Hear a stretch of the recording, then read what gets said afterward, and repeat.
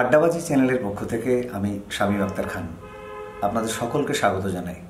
আমাদের আজকের আলোচনার বিষয় বিশিষ্ট শিক্ষাবিদ, প্রখ্যাত পরমাণু বিজ্ঞানী ও একজন আদর্শ ভারতীয় নাগরিক রাষ্ট্রপতি ডক্টর এপিজে আব্দুল কালাম।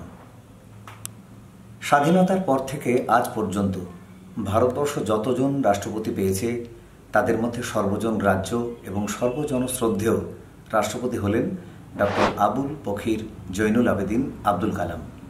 কেবলমাত্র শিক্ষার কারণে ডক্টর সর্বপল্লী রাধাকৃষ্ণন এবং ডক্টর জাকির হোসেন তার চেয়ে এগিয়েছিলেন। সারা ভারতবর্ষ ডক্টর কালামকে গভীরভাবে শ্রদ্ধা করে। 1931-এর 27শে জুলাই তামিলনাড়ুর রামেশ্বরমে জন্মগ্রহণ করেন ডক্টর কালাম।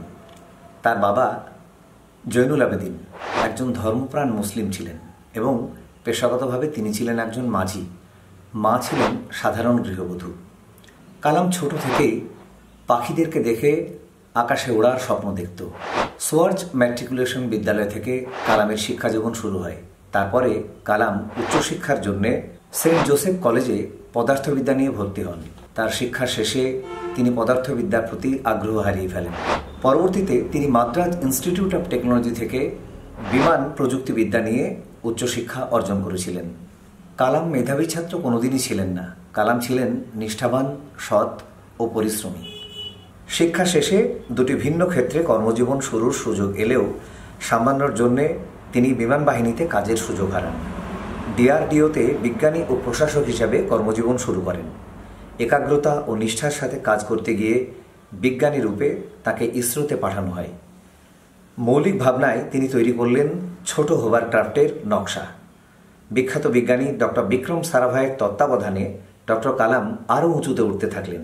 এরপর SLV-3 প্রজেক্ট ডিরেক্টর করা হলো তাকে। আমেরিকায় রকেট সায়েন্স নিয়ে গবেষণা করার জন্য তিনি পাড়ি দিলেন। তার দক্ষতায় ভারতবর্ষ রকেট টেকনোলজিতে স্বনির্ভর হয়ে উঠল। ডক্টর কালাম কিছু বিজ্ঞানীদের নিয়ে গবেষণা করে চরম সাফল্য লাভ করলেন। 1970 সালে PSLV-3 ও SLV-3 গড়ায় তিনি মন দিলেন। 1980 সালে তিনি কৃত্রিম উপগ্রহ রোহিণীকে সঠিকভাবে কক্ষপথে পাঠাতে সমর্থ হলেন। ভারতীয় মিসাইল প্রযুক্তির ক্ষেত্রে দেশকে চরম উন্নতির দিকে তিনি ধাবিত করলেন। তার জন্যেই সারা ভারতবর্ষ তাকে the missile man of India বলে চিহ্নিত করে থাকে। 1998 সালে পোখরান পরমাণু বোমার সফল বিস্ফোরণ ঘটল ডক্টর কালামের প্রযুক্তিবিদ্যার কারণে এবং পরামর্শদাতার কারণে। এরপর 2002 সালে কেন্দ্রের শাসক ও বিরোধী দলের সমর্থনে ডক্টর কালাম ভারতবর্ষের 81তম রাষ্ট্রপতি হিসেবে মনোনীত হলেন। সেই সময় ভারতবর্ষের প্রধানমন্ত্রী ছিলেন মাননীয় অটল বিহারী বাজপেয়ীজি। সেই সময় ডক্টর কালাম শিক্ষা, বিজ্ঞান, প্রযুক্তি উন্নয়নে ব্যাপকভাবে জোর দিলেন। তিনি ছিলেন নম্র, সৎ, বিনয়ী ও সহজ সরল, যা তৎকালীন প্রধানমন্ত্রী ডক্টর মনমোহন সিংয়ের সঙ্গে তাকে একাত্ম করে তুলেছিল।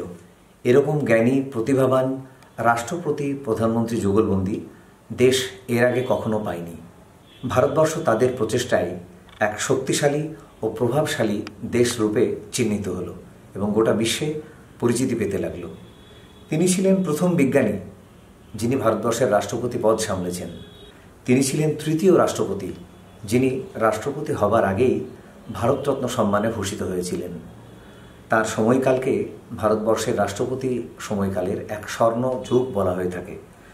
রাষ্ট্রপতি ভবন সেই সময় ছিল সকলের জন্যে অবারিত দ্বার। তার জীবনযাত্রা ছিল অনাড়ম্বর, সহজ, সরল। সেটা ছিল এক উজ্জ্বল দৃষ্টান্ত। তাকে বলা হয় the people's president.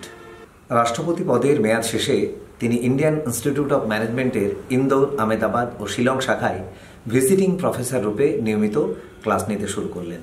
Indian institute of space science and টেকনোলজিতে এবং অন্যান্য নামজাদা প্রতিষ্ঠানে তিনি তরুণ শিক্ষার্থীদের সঙ্গে গবেষণায় মত্ত থাকলেন। তিনি ছিলেন আদ্যপ্রান্ত একজন শিক্ষক। তিনিই প্রথম ভারতীয় রাষ্ট্রপতি বিজ্ঞানী যিনি তরুণদের কল্পনাকে আকর্ষণ করেছিলেন গভীরভাবে। নিজের জীবনের দৃষ্টান্ত দিয়ে তিনি তাদের উৎসাহদান করেছিলেন শেষ দিন পর্যন্ত।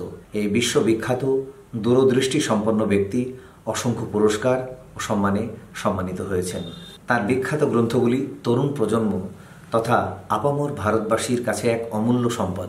Wings of fire, ignited minds, India 2020, my journey, তার প্রতিটি শব্দে উদ্দীপনা ডানা মেলত।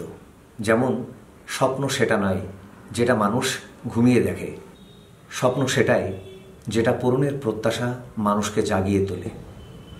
27 জুলাই 2015 ইন্ডিয়ান ইনস্টিটিউট অফ ম্যানেজমেন্টে শিলং শাখায় একটি সেমিনারে আলোচনারত অবস্থায় হৃদরোগে আক্রান্ত হয়ে প্রয়াত হলেন এই বিশ্ববিখ্যাত বিজ্ঞানী।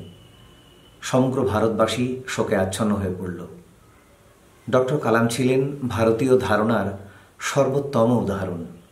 ভারতবর্ষ একজন প্রকৃত রূপকারকে হারালো। আধুনিক শক্তিশালী দেশ গড়তে তার তুলনা নেই। ডক্টর কালাম ছিলেন সমন্বয়বাদের সাধক। ভারতবর্ষের সাম্প্রদায়িক সম্প্রীতিকে তিনি এক অনন্য মাত্রা প্রদান করেছেন। ভারতবর্ষ প্রতিদিন তার অভাব বোধ করে। When the success came, he used his team. That's the first. সকলে ভালো থাকুন।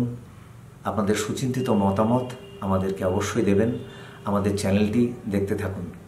আমাদের চ্যানেলটির ভিডিওগুলি ভালো লাগলে আমাদের চ্যানেলটি সাবস্ক্রাইব করবেন।